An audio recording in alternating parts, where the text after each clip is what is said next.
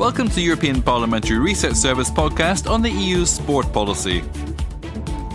Sport plays a vital role in our societies and economies, but it also represents big business, generating millions of euros every year. The EU has taken many initiatives and now has a dedicated budget to ensure sport remains inclusive, fair and sustainable across the EU. Want to know more? Stay with us. You've had a tough day at work, then you go to the gym or run a few laps of the park and begin to feel better. Recognise the feeling? Yes, sport can have a profound and positive impact on individuals, communities and wider society. It can improve general health and well-being and help overcome wider societal issues such as racism, social exclusion and gender inequality. But it also brings economic benefits across the EU and is an important tool in the EU's external relations. No doubt about that. Over 7 million people work in sport-related jobs, equivalent to 3.5% of total EU employment. And sport-related goods and services amount to nearly €300 billion, or 3% of total EU gross value added. But despite its growing importance, it was not until 2009 that the Union received a clear mandate to build up and implement a coordinated sport policy supported by a specific budget and to develop cooperation with international bodies in this area. However, EU competence on sport is limited, as it can only support, coordinate and complement measures taken by national governments, rather than proposing legislation of its own. That's why the EU has opted for soft policy tools such as issuing guidelines and recommendations and, most importantly, funding sports activities across the EU and encouraging cooperation at all levels. Now, what kind of cooperation are we talking about? Stay with us.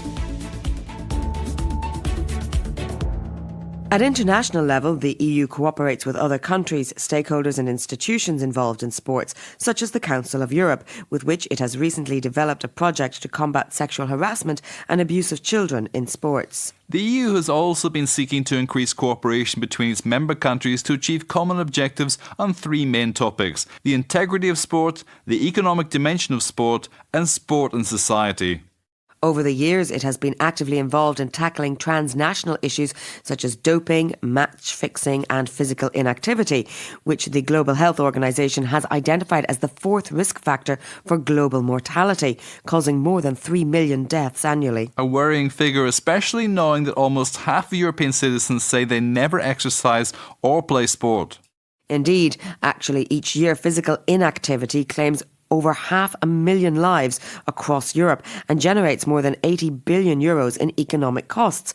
So it's time to get serious about this. Well, the EU already drew this conclusion a long time ago, and in recent years, various health-related EU initiatives have grown increasingly popular. In 2018, for example, the European Week of Sport attracted nearly 14 million people, participating in over 50,000 events in 35 countries across Europe.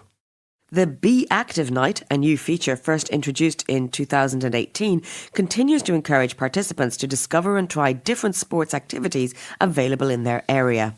And truth is, none of this would have been possible without the introduction of a specific budget for sport, in which the European Parliament played a key role. But let's now look at what the EU is doing to preserve sports integrity. Stay with us.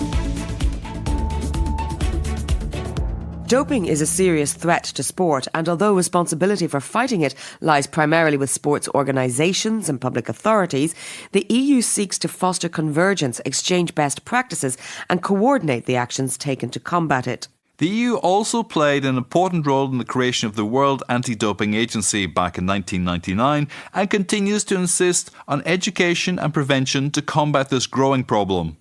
Another plague that harms sport is match fixing.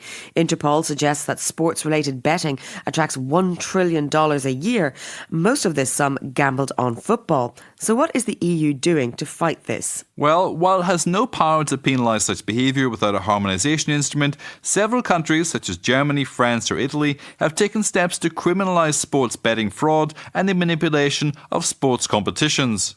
And let's not forget that the two EU agencies in charge of cross-border judicial and police cooperation, Eurojust and Europol, are actively involved in combating this form of crime and have already led some successful investigations. So how is the EU's involvement in sports policy likely to develop in the future? Well, as the popularity of sports-related initiative grows, so do the Commission's plans and ambitions for the broader role of sport.